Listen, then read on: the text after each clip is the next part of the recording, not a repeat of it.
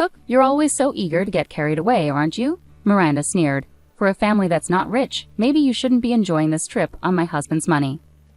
Miranda, my sister-in-law, directed that snobby comment at our family. We were all in Hawaii on vacation, including her. Why would she say something so rude? My brother, who's a doctor, planned this trip, and she shouldn't complain given his generosity. But even though she annoys me, I can't say anything back because she's my sister-in-law. I was thinking about how to lighten the mood when suddenly, paft hada haga haga. My mom's laughter completely changed the atmosphere. My name is Elisa, and I'm 20 years old. I'm an ordinary college student at a private university's school of education. I want to become a childcare worker. My days are full of assignments, hands-on training, and part-time jobs. I work hard because of my family's support. I live with my parents. My dad works in an office, and my mom has a part-time job at a nearby bakery, just a typical American family. I find a lot of comfort in our normal family life. Besides my parents, I have an older brother, John, who is 8 years older than me. He graduated from a state medical school and works at the same hospital where our maternal grandfather is the director. Even though my brother is very accomplished, my parents, especially my mom, always support my dreams without comparing us. My mom is particularly thoughtful and considerate. She once told me, "You know, Lisa, it doesn't matter if your family is successful." My dad was a doctor too, but I chose to go to culinary school after high school. "Didn't you ever think about taking over Grandpa's practice?" I asked. "Darling, I was never interested in being a doctor. The responsibility of people's lives was just too much for me," she chuckled. "But you were an only child. Maybe Grandpa secretly wanted you to."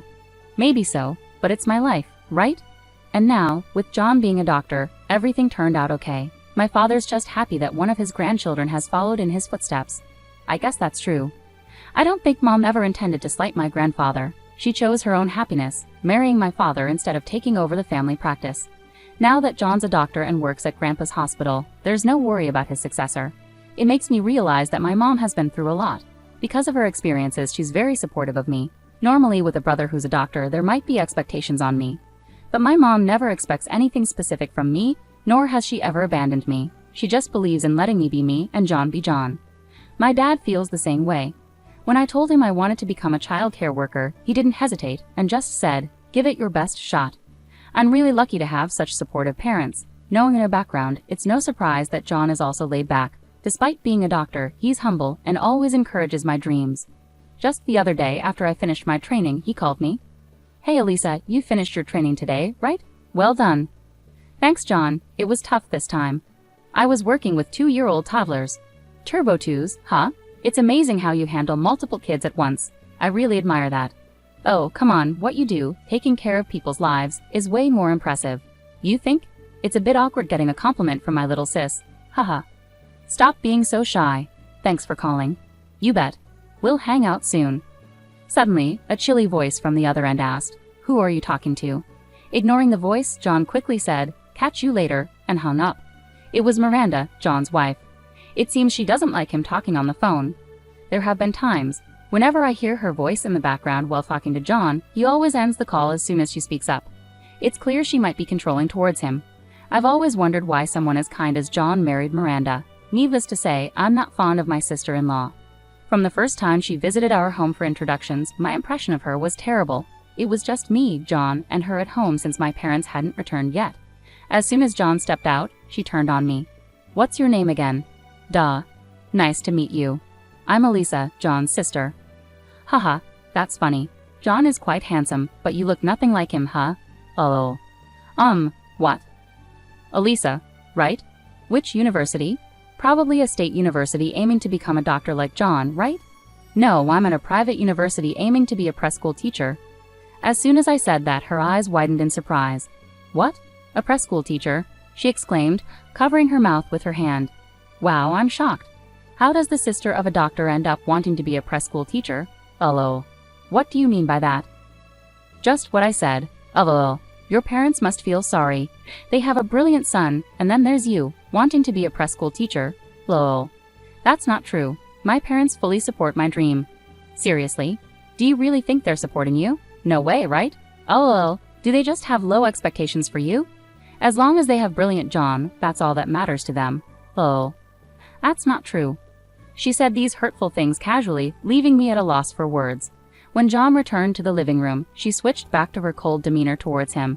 Later, when Mom and Dad came home and exchanged greetings, she stayed distant, mostly interacting with John. My brother must really like Miranda because he always praised her, calling her incredibly kind and saying she makes calm, rational decisions. Our parents probably didn't know how to respond to John's high praise of Miranda.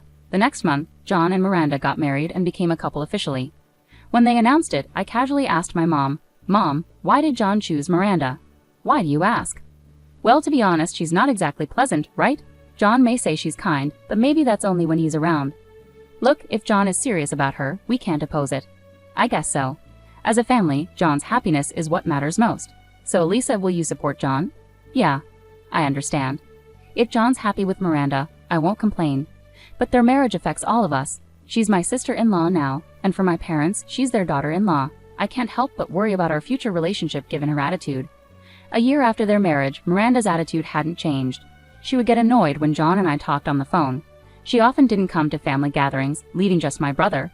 Even when they did attend together on special occasions, she stayed on her phone and didn't engage in conversation. I had mixed feelings about her behavior, but they were married, and it wasn't my place to intervene. All I could do was hope for my brother's happiness. Then one day, when I got home from college, my mom suddenly said with a big grin on her face, "Elisa, we're going to Hawaii." "Kauai, yes, with John and Miranda, the whole family." "Why all of a sudden, and why not somewhere closer, but Hawaii?" I asked.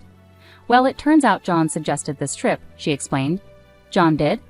According to Mom, John wanted to make up for not spending enough time with the family in the past. Since Dad was turning 55 and Mom 50, reaching these milestones, he thought it was a good opportunity for a family trip. That's what my parents suggested. If we're going, we all want to go together, and that's how we decided on Hawaii. After hearing the plan, I asked my mom the question that had been bothering me the most. I mean, I'm excited about going to Hawaii, but isn't Miranda going to have a problem with all of us going together? "You'd think so, right?" But she surprisingly seemed on board with it, saying, "I'd love to go to Hawaii." "Really? Miranda has always wanted to visit Hawaii, so since she's on board, let's all enjoy it together, right?"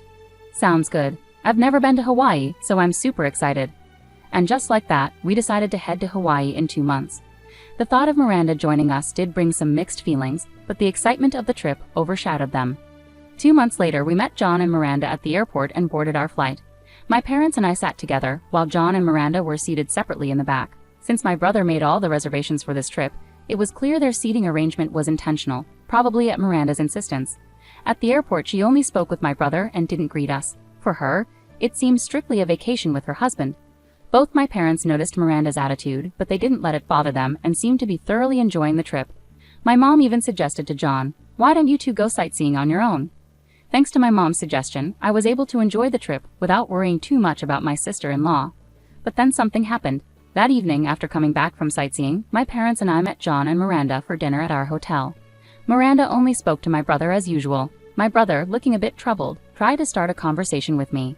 "Hey Elisa, how's it going? This is your first time in Hawaii, right?" "Yeah, I've only seen it on TV, so it's really amazing to be here." "I'm glad you're enjoying it. I'm happy we decided on Hawaii." "Thanks for suggesting this trip, John. I'm having such a great time." "Yeah, but this trip was..." Just as my brother started to speak, Miranda interrupted with a sarcastic comment and glared at me. There was an awkward silence after her remark. Then Miranda mockingly said, "Cook, always so quick to get carried away, aren't you?" "Miranda, don't call me by my name," I snapped. "Why are you saying that?" I stammered, taken aback by Miranda's harsh words. "Excuse me? Why would I want to be close to his sister, who's training to be a preschool teacher? With a father who's an office worker and a mother who works part-time? I only need John." "Hold on, that's not fair," I protested. "For a family that's not well off, maybe you shouldn't be living it up on my husband's dime." In that moment, anger and shock froze my thoughts. I couldn't find words to counter what she said. It's not that I couldn't respond, I was just so taken aback that I didn't know what to say. My dad and John seemed just as stunned. They stared at Miranda with mouths agape, while she busied herself with her phone. Suddenly, my mom burst into laughter. "Paft, ha ha ha." "Mom," I exclaimed. Sorry, my mom said, still chuckling. "It's just too funny, I couldn't help it. Lol." Seeing my mom laugh, Miranda's face instantly darkened.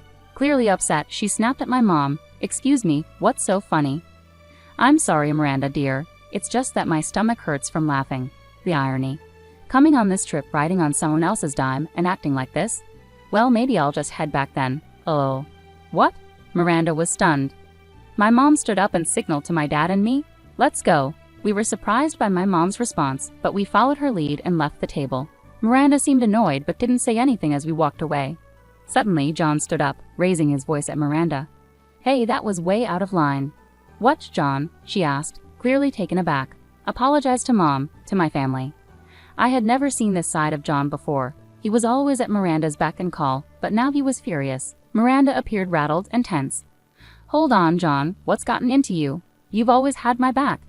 I supported you because I chose you, but I've had enough. I can't deal with your self-centered attitude anymore. Why? Why all of a sudden? It's clear that this trip happened because of Mom. I had planned to cover everything, but Mom ended up paying for everyone, including us. No way. Your mom did that? I was surprised by this revelation. John had claimed to be covering the expenses, but apparently Mom had secretly paid for everything and told John to keep it quiet. Even Dad, who was usually in the loop, believed John was footing the bill and was equally shocked. Miranda, speechless, listened as John delivered his final blow. Thanks to the mom you always mocked, I got the job at the hospital, which supports us all. Don't you understand? What do you mean? Why bring your mom into this? Have you forgotten already? The head of the hospital where I work is my mom's dad. No, you're lying. I knew it. I always felt you weren't interested in my family. You never really listened, did you? You just wanted to marry a doctor like me, didn't you? No, that's not true. I mean, yes, I wanted a better life, but that doesn't mean I disregarded you, John. Miranda reached out, but John forcefully pushed her hand away. His anger was palpable, his gaze icy and intense. Don't play games with me. I didn't marry you to be used. I was foolish to marry you, deceived by your motives, but I did love you sincerely, Miranda. Yet you insulted my family. Wait, John, I promise I'll. It's too late. Even if you change now, your hurtful nature won't. I won't spend my life with someone who looks down on my family. It's not my parents who should leave. It's you, Miranda. Miranda's face drained of color as John's words hit her hard. Tears welled up in her eyes as she pleaded with him. Please wait, John. I'm begging you. Forgive me. I'll do anything. But John's expression remained cold and unmoved. Without saying another word or reacting harshly, he continued to stare at her with a cold demeanor. Unable to bear the tension any longer, the next day, Miranda left the country alone. Later, I learned they divorced, with an agreement that Miranda would never contact John again. There was no division of assets, and it was as if her insults had never happened. However, Miranda's fixation on John grew troubling. She reportedly even showed up at his workplace, prompting John to involve the police, resulting in a restraining order against her. Now living under her parents' watchful eyes, Miranda leads a secluded life. It seems unlikely we'll see her again. Our parents also seem relieved. The happiness of our family remains the most important thing to us all. This experience has once again reminded us of that.